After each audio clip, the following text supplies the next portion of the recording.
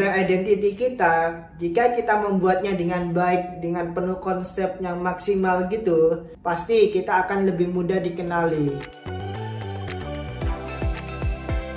Halo, gue Catur. Kita berada di konten ngobrol desain. Kita kali ini akan bahas brand identity. Brand identity adalah sesuatu yang perlu Anda kuasai agar kita mampu bersaing, karena dengan brand identity kita mampu dapat terlihat berbeda. Dari ribuan bahkan jutaan desainer di Indonesia, brand identity adalah hal yang dapat membedakan kita, karena dengan brand identity kita dapat terlihat lebih profesional, lebih dapat dipercaya. Dan sebagai klien, setelah melihat identitas brand kita, mereka lebih dapat berekspektasi dengan hasilnya. Kenapa demikian?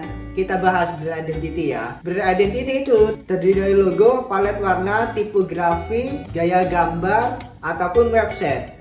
Selain itu ada lagi, tapi kalau kita ngobrolin sebagai pemula, brand identity cukup itu saja yang perlu kita pikirkan. Nanti kalau kita membutuhkan hal lain seperti stationery, yaitu peralatan kantor yang khas gitu, brand identity sesuatu bagaimana kita terlihat konsisten, karena konsistensi tersebut membuat kita dikenal.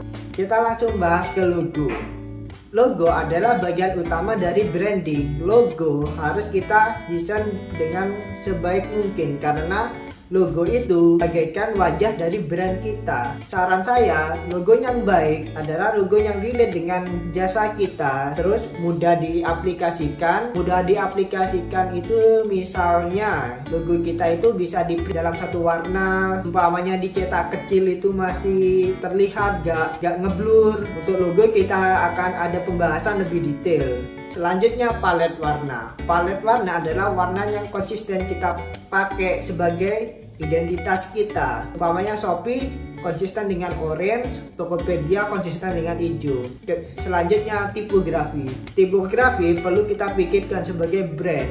Itu mudah karena dengan adanya tipografi, setiap kita ingin membuat misalnya media pemasaran untuk sosial media gitu, kita tidak perlu memilih dari awal lagi dari jutaan font yang kita install mungkin ya. Jadi dengan menentukan tipografi yang khas, jadi kita bisa mempercepat proses desain. Kedua, lebih mudah juga dikenali oleh orang. Untuk font, saya sarankan gunakan font gratis. Banyak font gratis yang tersedia di internet. Kita bisa cari font tersebut. Font gratis itu bisa di Google Font atau Font Squirrel yang kita biasa download. Selanjutnya gaya gambar atau style. Jika kita seorang desainer, kita harus menentukan gaya gambarnya gitu, agar kita dikenal sebagai sesuatu yang handal. Umpamanya saya sebagai desainer grafis menggunakan style flat design. Orang ingin memesan desain dengan melihat kebiasaan saya mendesain menggunakan gaya flat tersebut, itu akan mempermudah ekspektasi orang ketika mengorder pesanan desain kita. Jadi ketika orang order desain ke kita, atau mereka sudah berekspektasi desainnya kurang lebih seperti itu, konsisten dengan gaya flat. Kedua, dengan menentukan gaya gambar atau style, misalnya sebagai ilustrator, itu lebih mempermudah kita memasarkan produknya. Misalnya kita ilustrator children book, ilustrator gaya lucu-lucu, ilustrator perkucingan, itu bisa.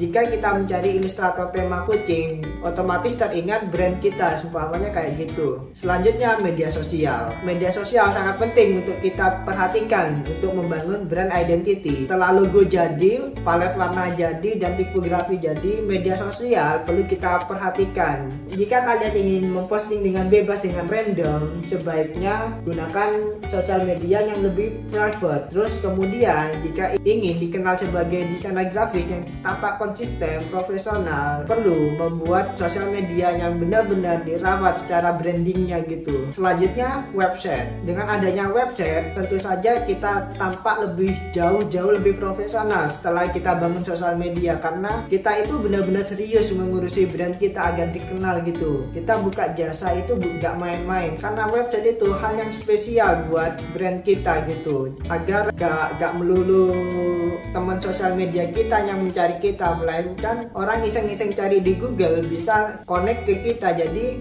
jangkauannya website itu jauh lebih luas dari sosial media. Setelah membuat 5 item brand identity kita, Jika kita membuatnya dengan baik, dengan penuh konsep yang maksimal gitu, pasti kita akan lebih mudah dikenali. Karena kebanyakan orang hanya membuat logo doang yang bagus, tapi bagaimana bersosial media yang baik agar kita dikenal itu tidak diurusi. Kadang palet warnanya gonta-ganti tidak konsisten, jadi agak susah untuk dikenali sebagai profesional desain umpamanya gitu. Dan yang profesional pasti selalu terlihat konsisten. Itu kuncinya agar kita mampu bersaing di dunia industri sebagai kreatif. Itu saja obrolan kali ini. See you di next video ya. Bye.